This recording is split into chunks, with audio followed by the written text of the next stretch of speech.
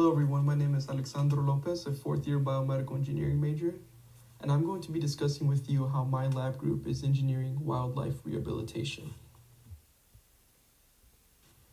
Imagine a beautiful, open, fresh body of water filled with natural life. Now imagine that this body of water has been polluted with oil.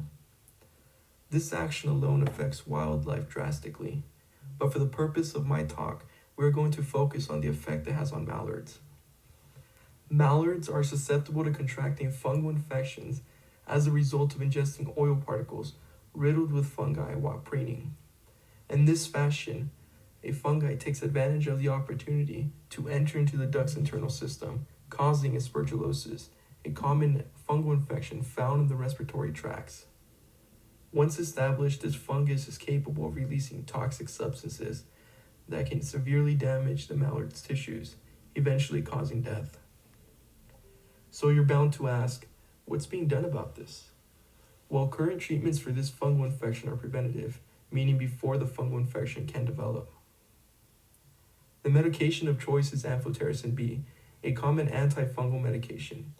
However, there is little transport of this medication to the lungs, meaning that the mallards remain susceptible to developing fungal infection. This is a problem because as of now, there is no current treatment for aspergillosis once it is contracted.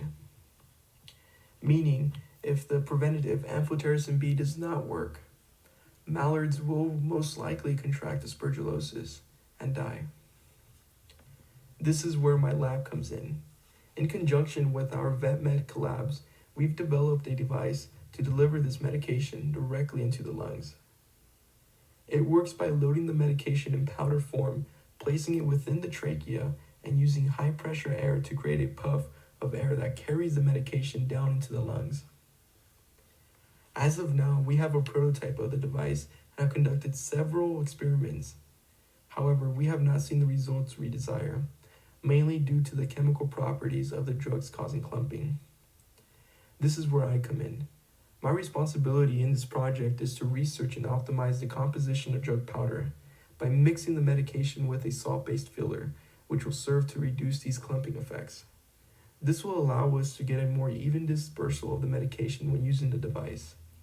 By achieving our desired results, we will be able to properly distribute the medication to the lungs of the mallards, providing an asset to wildlife rehabilitation efforts that require an alternative solution for treating aspergillosis in a preventative manner.